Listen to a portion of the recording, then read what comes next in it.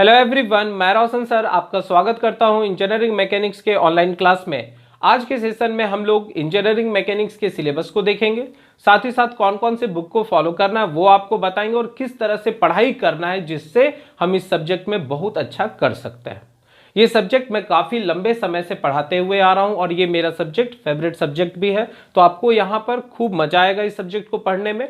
और ये सब्जेक्ट इतना इम्पॉर्टेंट है इस सेमेस्टर में कि अगर आप इसको अभी अच्छा कर लेते हैं तो जब आप हायर सेमेस्टर में जाएंगे, थर्ड सेमेस्टर, फोर्थ सेमेस्टर या और भी आगे किसी सेमेस्टर में, तो इसका मेजर एप्लीकेशन अलग अलग सब्जेक्ट में देखने को मिलेगा। इवन जब आप जॉब के लिए एग्जाम देंगे, कॉम्पिटिटिव एग्जाम, तो वहां पर इंजीनियरिंग मैकेनिक्स से काफ़ी क्वेश्चन आते हैं। चाहे आप इसरो, डीआरडीओ या एनटीपीसी किसी भी आपका जो है पीएसयू में एग्जाम दे रहे हैं, तो वहां पर ये काफ़ी इंपॉर्टेंट सब्जेक्ट हो जाता है। तो अगर आप अभी अच्छे से इसको पढ़ते हैं तो कहीं ना कहीं आपका बेस जो है काफ़ी मजबूत हो जाएगा। इवन आप जब लेटरल एंट्री के लिए एग्जाम देना चाहेंगे तो वहां पर भी ये सब्जेक्ट काफ़ी मदद आपको देगा। तो इसको अच्छे से पढ़ने का कोशिश करेंगे, ठीक है। सबसे पहला क्या करना है कि आप एक स्पाइरल कॉपी खरीद लेंगे वाइट, ठीक है, और आप कलरफुल पेन पेंसिल यूज करेंगे, क्योंकि आपका कॉपी जितना अट्रैक्टिव बनेगा आपको उतना पढ़ने में मन लगेगा। बात समझ में आ रहा है? उसके बाद कौन कौन से बुक को फॉलो करेंगे वो आपको बता देते हैं। आप कोई एक ही बुक लेंगे पर जरूर लेंगे, क्योंकि ये पूरा का पूरा जो है 100% न्यूमेरिकल पेपर है। ध्यान से सुनेंगे, ये 100% न्यूमेरिकल पेपर है।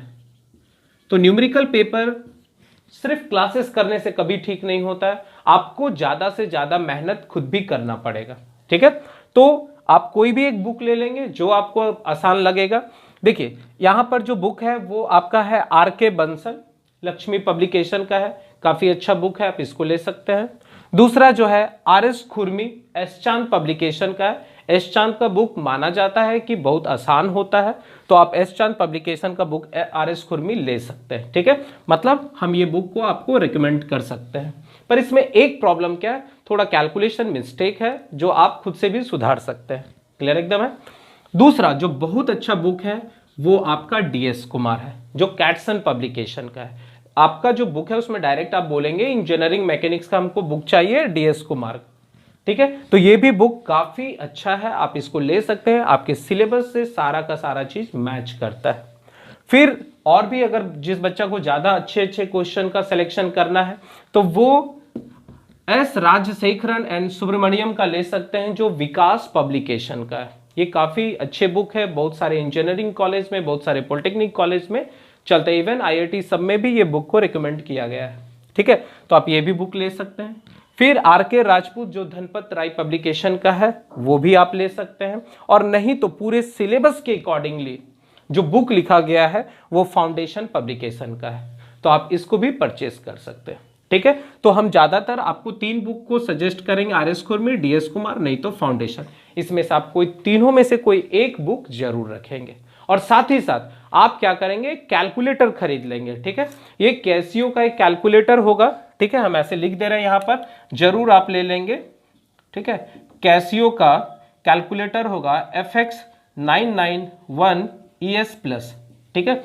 ये कैलकुलेटर आप ले लेंगे क्योंकि जब आप न्यूमेरिकल्स बनाएंगे तो बिना कैलकुलेटर के मदद से आप सॉल्व नहीं कर सकते। इवन आपके सेमेस्टर एग्जाम में भी ये कैलकुलेटर अलाउडेड है, तो आप आसानी से एग्जाम में लेके जा सकते हैं। बात समझ में आ रहा है? तो करना क्या है, कैलकुलेटर परचेज कर लेना है, बुक ले लेना है, और एक वाइट जो है स्पाइरल कॉपी काफी मोटा ले लेना है, क्योंकि ये काफी लंबा सिलेबस है। और याद रखना है कि आपको बहुत मेहनत करना है इस सब्जेक्ट में, क्योंकि ये पूरा का पूरा न्यूमेरिकल्स पेपर है। और अगर ये सब्जेक्ट अभी अच्छा हो जा रहा है तो आप समझ रहे हैं कि आपके ब्रांच पेपर में जो जो सब्जेक्ट आएगा जो इससे रिलेटेड है उसमें आपको काफी मदद मिलेगा। क्लियर है? हम लोग के यहाँ इसको सेमेस्टर फर्स्ट में ग्रुप बी में पढ़ना है। अभी जो आप लोग सिविल ब्रांच के बच्चे हो, मैकेनिकल ब्रांच के बच्चे आओगे, इलेक्ट्रिकल हो या किसी भी ब्रांच के बच्चा है, उसके लिए काफी इंपॉर्टेंट है। क्लियर है? चलिए अब हम लोग सिलेबस पर आ जाते हैं।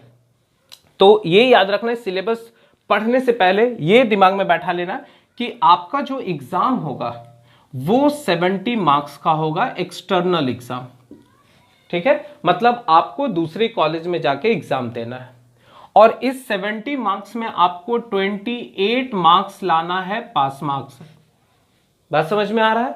इसमें बहुत सारा बच्चा ये मार्क्स भी नहीं ला सकता है, इसलिए नहीं ला सकता है क्योंकि उसको प्रॉपर गाइड नहीं मिलता है। बच्चा को लगता है कि हम खुद से ये सारा चीज कर लेंगे, पर बाद में क्या होता है वो नहीं कर पाता है और फिर उसके कारण उसका पेपर भी लग सकता है। तो जरा भी आप रिस्क नहीं लेंगे, अच्छे एक्सपर्ट से पूरे के पूरे सब्जेक्ट को या जो इंडिविजुअल सब्जेक्ट है उसको अच्छे से पढ़ेंगे। ठीक है, तो 70 मार्क्स का एग्जाम होता है जिसमें आपको 28 मार्क्स जो है वो पास मार्क्स लाना है। ठीक है, और ये जो 70 मार्क्स है इसको भी आपके क्वेश्चन पेपर में 3 भाग में बांट दिया जाता है, group A, group B, group C. Group A में आपको 20 ऑब्जेक्टिव क्वेश्चन होंगे जो पूरे के पूरे ये टॉपिक से रिलेटेड रहेंगे। मतलब आप ये टॉपिक अच्छे से पढ़ेंगे तो आसानी से ऑब्जेक्टिव को बना सकते हैं। इवन यही सारे टॉपिक से रिलेटेड आपके कंपटीशन एग्जाम में भी ऑब्जेक्टिव क्वेश्चन आते हैं। तो अगर आप इसको अच्छे से कर लेते हैं तो अभी से ही कंपटीशन के लिए तैयारी कर सकते हैं। ठीक है, तो यहां से ध्यान दीजिएगा, ग्रुप ए में आपको 20 मार्क्स का ऑब्जेक्टिव आएगा। ठीक है, मतलब 1 गुना 20, मतलब एक क्वेश्चन जो है आपका जो है वो 1 मार्क्स का रहेगा, तो 20 क्वेश्चन आपको करना है। फिर ग्रुप बी में जाएंगे तो ग्रुप बी में जनरली शॉर्ट आंसर टाइप के क्वेश्चन रहते हैं जिसमें हो सकता है कि कुछ थ्योरेटिकल क्वेश्चन रहे और कुछ न्यूमेरिकल्स क्वेश्चन रहे। ठीक है, तो यहां से आपको जो है ग्रुप बी में जब जाएंगे तो 5 क्वेश्चन करना है जो 4 मार्क्स का रहेगा। तो 5 क्वेश्चन की जगह में आपको 10 क्वेश्चन दिया रहेगा और उसमें से आपको सेलेक्ट करना है, या 8 भी रह सकता है। ठीक है, फिर ग्रुप सी में जब जाएंगे तो आपको जो है 6 मार्क्स के लिए आएगा और उसमें आपको टोटल जो है 5 क्वेश्चन करना है। आपको 8 क्वेश्चन या 10 क्वेश्चन दिया रहेगा। बात समझ में आ रहा है? तो आपका जो 70 मार्क्स है वो कैसे कैसे डिस्ट्रीब्यूट हो गया, तो 20 मार्क्स का ऑब्जेक्टिव रहेगा, 20 मार्क्स का शॉर्ट आंसर रहेगा, शॉर्ट आंसर, और 30 मार्क्स का जो है वो आपका लॉन्ग आंसर रहेगा। इसमें जनरली न्यूमेरिकल्स रहेगा या बड़े बड़े थ्योरेटिकल क्वेश्चन रहेंगे। क्लियर है? उसके बाद 30 मार्क्स का जो एग्जाम है इसमें ये आपका इंटरनल है, मतलब आपके कॉलेज से मिलेगा, जिसमें 20 मार्क्स का इंटरनल एग्जाम होता है। ठीक है, इंटरनल एग्जाम होता है, उसमें आपको सेम ये सारे टॉपिक से क्या होगा, 20 ऑब्जेक्टिव रहेंगे, कुछ सब्जेक्टिव क्वेश्चन रहेंगे, इस तरह से मिला रखे रहेंगे। और 10 नंबर जो है वो आपके अटेंडेंस पर, आपके बिहेवियर पर, कॉलेज परफॉर्मेंस पर, उसके आधार पर दिया जाता है। इवन आपके प्रोजेक्ट से रिलेटेड, ये सेमिनार से रिलेटेड से रहता है। ठीक है, तो यहां से आप जो है मैक्सिमम नंबर ला सकते हैं। तो कोशिश करना है कि ये नंबर सबसे ज्यादा लाना है, 70, क्योंकि इसी में आपका जो है पूरा कैरियर डिपेंड करता है। ये तो कॉलेज से आपको नंबर ऑलमोस्ट मिलता ही अच्छा है, आपको इस पर मेहनत करना है। क्लियर एकदम है? चलिए अब हम लोग अपने सिलेबस में आ जाते हैं। तो पूरे सिलेबस में हमको 5 यूनिट पढ़ना है, जो काफी बड़ा बड़ा यूनिट है, देखने में बहुत छोटा लग रहा है, पर जब आप पढ़ाई करेंगे तो आपको दिखेगा काफी बड़ा टॉपिक है। ठीक है, इसलिए आप समय नहीं बर्बाद कीजिएगा, फटाफट क्लासेस ज्वाइन कर लीजिए और आप सारे सिलेबस को अच्छे से कवर करेंगे। ठीक है, आप प्ले स्टोर में चले जाएंगे। ठीक है, प्ले स्टोर में चले जाएंगे अपने मोबाइल के प्ले स्टोर में, और वहां पर आप जय मैकेनिकल के ऐप को डाउनलोड कर लेंगे और वहां पर आपको इंजीनियरिंग मैकेनिक्स का पूरा जो है टॉपिक मिल जाएगा। क्लियर है? साथ ही साथ पॉलिटेक्निक एकेडमी के ऐप में भी मेरा वीडियो है, आप वहां से भी देख सकते हैं। क्लियर एकदम है? चलिए तो यूनिट 1 के अंदर आ जाएंगे, जिसमें हम लोग पढ़ेंगे basic of mechanics and force system. तो सबसे इंपॉर्टेंट आता है कि सर ये सब्जेक्ट है क्या, तो कहता है कि इंजीनियरिंग मैकेनिक्स इंजीनियरिंग का एक ऐसा ब्रांच है जिसमें हमको फोर्स के बारे में पढ़ाया जाता है और फोर्स के प्रभाव के बारे में पढ़ाया जाता है, चाहे कोई बॉडी रेस्ट में रहे या मोशन में रहे। बात समझ में आ गया कि engineering mechanics is the branch of engineering in which we study about the forces and its effect on a body either at rest or in motion. बात समझ में आ गया? अब ये इंजीनियरिंग मैकेनिक्स का भी ब्रांच बन जाएगा, जिसमें हम लोग स्टैटिक्स के बारे में पढ़ाई करेंगे, डायनामिक के बारे में पढ़ाई करेंगे, डायनामिक में भी हम लोग काइनेमेटिक के बारे में, काइनेटिक के बारे में, ये सब के बारे में डिटेल स्टडी करेंगे। ठीक है, जिसमें हम लोग को मैकेनिक्स के बारे में पढ़ना है, उसके टाइप्स के बारे में पढ़ना है, रिजिड बॉडी क्या होता है, पार्टिकल्स क्या होता है, कॉन्टिनम क्या होता है। ठीक है, ये सब के बारे में हम लोग पढ़ाई करेंगे। फिर स्केलर क्वांटिटी क्या होता है, वेक्टर क्वांटिटी क्या होता है, उसका टाइप्स कौन कौन सा है, फिर वेक्टर लॉ ऑफ एडिशन कौन कौन सा है, जिसमें triangle law, parallelogram law, polygon law, ये सब के बारे में हम लोग डिटेल स्टडी करेंगे।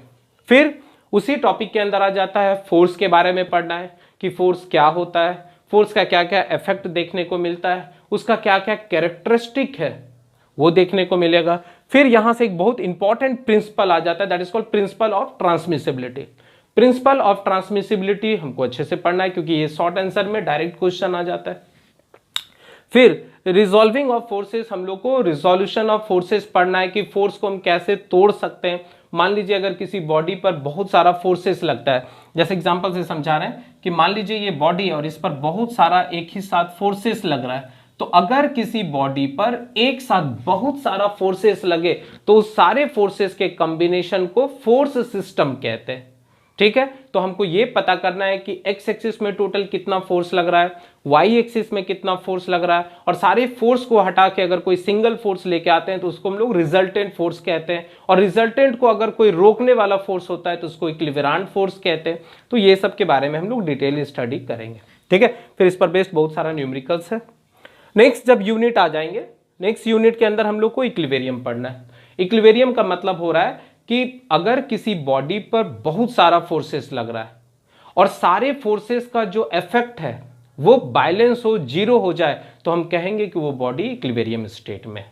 जैसे अगर आप किसी स्ट्रक्चर को ले लेते हैं, बिल्डिंग ले लेते हैं, तो सोचिए उस बिल्डिंग पर बहुत सारा फोर्सेस लग रहा है, पर जो नीचे से फाउंडेशन है वो भी उतना ही अमाउंट का फोर्सेस लगा के उसको बैलेंस किया हुआ है। तो हम लोग यहीं पर इक्विलिब्रियम टॉपिक में हम लोग पढ़ेंगे कि क्या क्या कंडीशन होता है इक्विलिब्रियम के लिए, और फिर हम लोग पढ़ेंगे कि इक्विलिब्रियंट किसको कहते हैं। अभी बताएं कि बॉडी पर बहुत सारा फोर्स लगा तो फोर्स सिस्टम, सारे फोर्स को हटा के एक सिंगल फोर्स ले आए तो उसको रिजल्टेंट, और रिजल्टेंट को रोकने के लिए जो फोर्सेस आ जाता है उसको क्या कहते हैं, इक्विलिब्रियंट कहते हैं। फिर हम लोग पढ़ेंगे फ्री बॉडी डायग्राम क्या होता है, जो काफी इंपॉर्टेंट होता है। याद रखना है कि लगभग 60% जो इंजीनियर होता है उसका फ्री बॉडी अच्छा नहीं होता है, मतलब फ्री बॉडी का कॉन्सेप्ट अच्छा नहीं होता है, जिसके कारण उसको न्यूमेरिकल्स बनाने में काफी प्रॉब्लम होता है। तो आपको एकदम नए नए ट्रिक से समझाएंगे कि फ्री बॉडी डायग्राम किसी भी बॉडी का कैसे बनाया जाता है, कैसे इक्विलिब्रियम कंडीशन लगाया जाता है, जिससे कि आप दुनिया का कोई भी हार्ड क्वेश्चन आसानी से बना सकते हैं। क्लियर एकदम। नेक्स्ट है लामिस थ्योरम क्या होता है, फिर पढ़ेंगे कि बीम क्या होता है, लोड क्या होता है, सपोर्ट क्या होता है। तो आप नोटिस किए होंगे आपके घर में भी जो है बीम है, तो बीम क्या होता है, कोई भी स्ट्रक्चरल मेंबर जो हॉरिजॉन्टल है और लोड को थामता है उसको बीम कहते हैं। क्लियर है। आप नोटिस किए कि पिलर के ऊपर जो है हॉरिजॉन्टल बीम डालते हैं, जो छत जिस पर सपोर्टिंग रहता है, तो वो आपका बीम हो गया। तो बीम के टाइप्स को पढ़ेंगे, लोड के टाइप्स को पढ़ेंगे, सपोर्ट को पढ़ेंगे। काफी मजेदार टॉपिक है, खूब मजा आएगा। बस याद रखना है, हम बार बार बता रहे हैं कि आप कॉपी काफी अच्छे से बनाएंगे, खूब अट्रैक्टिव बनाएंगे, जिससे कि आपका दोस्त भी देखे तो बोले कि हाँ ये मैकेनिक्स का कॉपी काफी अच्छा है, और आप नहीं भी पढ़ना चाहेंगे तो कॉपी को देख के आपको पढ़ने का मन करेगा। ठीक है। उसके बावजूद मान लीजिए ऑनलाइन वाले क्लासेस में अगर कहीं भी किसी तरह का कोई प्रॉब्लम होगा तो मेरा नंबर है, आप मेरे नंबर पर व्हाट्सअप कर सकते हैं, मेरे टेलीग्राम लिंक पर भी आप ज्वाइन हो सकते हैं। ठीक है, आपको किसी तरह का कोई प्रॉब्लम नहीं होगा। नेक्स्ट फिर आ जाएंगे फ्रिक्शन। फ्रिक्शन टॉपिक में हम लोग पढ़ेंगे कि फ्रिक्शन क्या होता है, किसको लिमिटिंग फ्रिक्शन कहते हैं, लॉ ऑफ फ्रिक्शन क्या होता है, फ्रिक्शन का इफेक्ट क्या होता है, फ्रिक्शन का एप्लीकेशन क्या होता है, एंगल ऑफ फ्रिक्शन क्या होता है, एंगल ऑफ रिपोज क्या होता है, इंक्लाइन प्लेन पर बॉडी को लिफ्ट करने के लिए कितना मिनिमम फोर्स चाहिए, ये सब के बारे में हम लोग डिटेल स्टडी करेंगे। पूरा का पूरा ये सेक्शन जो है न्यूमेरिकल्स है। ठीक है, तो काफी इंपॉर्टेंट सेक्शन ये भी आ गया। फिर यूनिट 4 के अंदर चले जाएंगे तो वहां पर हम लोग centroid and centre of gravity के बारे में बात करेंगे। देखिए दुनिया का हर एक बॉडी एटम मॉलिक्यूल से मिलकर बना हुआ रहता है, और हर एक एटम मॉलिक्यूल्स का अपना खुद का भी मास होता है। तो अगर किसी बॉडी का सारा मास किसी एक जगह मान लिया जाए तो ऐसे पॉइंट को सेंटर ऑफ मास कहते हैं। रिपीट कर रहे हैं, ध्यान से सुनेंगे। मान लीजिए ये बॉडी है तो बहुत सारे एटम मॉलिक्यूल से मिलकर बना हुआ है, इसका अपना खुद का मास है, इसका अपना मास है, इसका अपना मास है, इसका अपना मास है।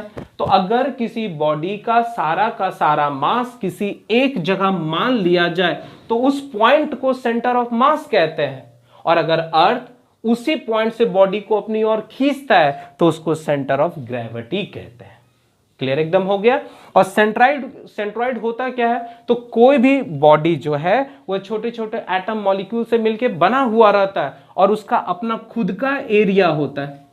तो अगर किसी भी बॉडी का एरिया को किसी फिक्स पॉइंट पर मान लिया जाए तो ऐसे पॉइंट को हम लोग सेंट्रॉइड कहेंगे। तो इसको काफी डिटेल में पढ़ेंगे, खूब मजेदार टॉपिक है, क्योंकि अब अभी ये टॉपिक आप अच्छे कर लेंगे तो थर्ड सेमेस्टर में जब आप ब्रांच पेपर पढ़ेंगे तो वहां इसी टॉपिक से related moment of inertia topic पढ़ना पड़ेगा। क्लियर एकदम है? चलिए इसके बाद आ जाते हैं, इतना सारा चीज तो अब पढ़ने के बाद डायरेक्ट आपको एकदम इंजीनियरिंग वाला फील होगा जब हम लोग सिंपल लिफ्टिंग मशीन पढ़ेंगे, जब हम लोग मशीन के बारे में पढ़ेंगे, डिटेल स्टडी करेंगे कि मशीन होता क्या है। तो आप बचपन से भी जानते हुए आ रहे हैं, एज ए इंजीनियर आपको एकदम क्लियर होना चाहिए कि मशीन किसको कहते हैं। तो कहता है कि मशीन एक ऐसा डिवाइसेस होता है जो हमारे काम को आसान कर देता है, कम से कम समय में कर देता है और कम से कम ताकत लगा के कर देता है। यह बहुत सारे कल पुर्जों का कॉम्बिनेशन होता है जिसमें अगर हम कोई फॉर्म ऑफ एनर्जी उसको देते हैं तो वो वर्क डन में कन्वर्ट करता है। Means machine is a device which makes our work easier, faster and by applying less effort. It is a combination of many rigid and resistant body which convert one form of energy into the useful work. तो हम लोग machine के बारे में पढ़ेंगे। फिर machine के अंदर मैकेनिकल एडवांटेज क्या होता है, वेलोसिटी रेशियो क्या होता है, इफिशिएंसी क्या होता है, उसके रिलेशन क्या होता है, रिवर्सेबल मशीन किसको कहते हैं, इरिवर्सेबल मशीन किसको कहते हैं। फिर सिंपल व्हील एक्सेल, फिर अब मशीन का एक टाइप पढ़ेंगे कि सिंपल व्हील एक्सेल कैसे काम करता है, वार्म एंड वार्म व्हील क्या होता है। फिर single purchase and double purchase crab winch के बारे में पढ़ेंगे, स्क्रू जेक के बारे में पढ़ेंगे। तो काफी मजेदार टॉपिक है, खूब मजा आएगा। बस ये याद रखना है कि आपको अच्छे से पढ़ना है, ठीक है। और आप किसी चीज का वेट मत कीजिए कि कॉलेज खुलेगा तब जाके पढ़ाई करेंगे, तब काफी लेट हो जाएगा और कोई टीचर फिर उसको कवर नहीं कर पाएगा। इसलिए आप क्लासेस को फटाफट ज्वाइन कर लीजिए और एकदम स्टार्ट कर दीजिए पढ़ाई। बाकी बात अगर किसी भी तरह का दिक्कत होगा तो आप डायरेक्ट हमसे बात कर सकते हैं, ठीक है। तो आज के लिए बस इतना ही रहने देता हूं। इस वीडियो को ज्यादा से ज्यादा शेयर कीजिए अपने सारे फ्रेंड के साथ, जिससे कि वो आसानी से कोर्सेज को समझ सके और क्लासेस ज्वाइन कर सके, ठीक है। तो चलिए आज के लिए बस इतना ही रहने देता हूं। Thank you.